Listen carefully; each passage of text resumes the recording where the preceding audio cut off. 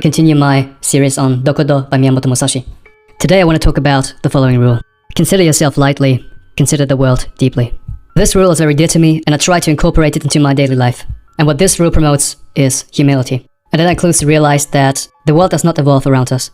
And by only focusing on ourselves, we forget the big picture. And not only do we forget the big picture, but it can also harm us. For example, in one interview, the medical psychologist Dr. Peterson said that there is no difference between being self-conscious and being miserable.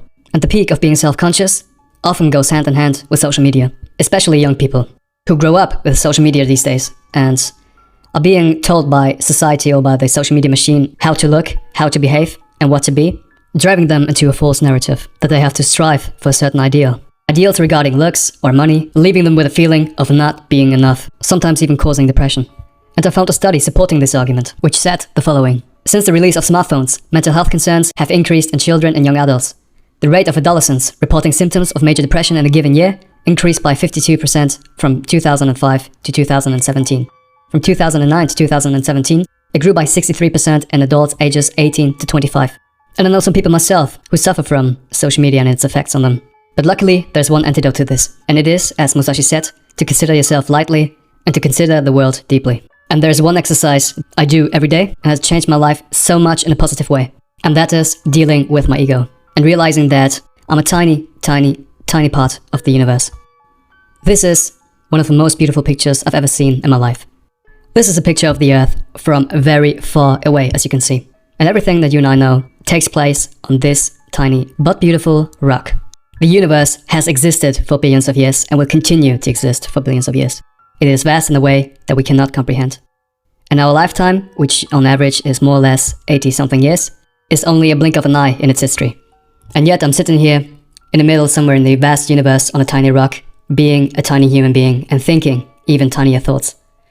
Thinking that the world revolves around me. Instead of being grateful that I just exist for a blink of an eye in its history. And there's one fact that struck me. It is said by scientists that the chances of being alive is estimated to be 1 to 1 trillion. A trillion looks like this. A 1 with 18 zeros. So being alive is the biggest lottery in the universe. Because everything in the history of the universe, which dates back billions and billions of years, had to occur in the exact same order for you to come into existence. For example, if your mom would have missed the bus the day she met your father, you would not exist today. And this is just one example of millions of coincidences. And thinking about this fact gives me a sense of humility and gratitude. Because even though there's no rational reason why I should exist, I get to be a tiny part of the universe and have my own conscious experience. So why should I worry about fulfilling the expectations of society when I can just be happy and grateful and experience the world and what life has to offer? Because I know that my chances of survival are zero. Eventually, I will pass and my body will decay. And at some point, I will probably be forgotten. And a good friend of mine told me about a great quote by the rapper Macklemore. I heard you die twice. Once they bury you in the grave, and the second time is the last time that somebody mentions your name.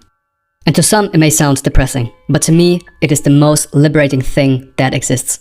Because I can do whatever I want, and at some point everything I do will be forgotten. So why should I worry about what other people think of me? And why should it stop me from doing what I love? Or doing what I believe to be right? And this exercise really takes care of my ego. It humbles me, but it also gives me strength. And I think this is another common ground between the philosophy of Miyamoto Musashi and the Stoic philosophy. For a major idea of Stoic philosophy is memento mori, remembering your mortality. And incorporating the philosophy of Miyamoto Musashi and the Stoics, the less I think about myself, the more I think about the world, the happier I am. What do you think about this idea? Do you agree? Or do you think it's total BS? Please let me know in the comments. Thank you for watching.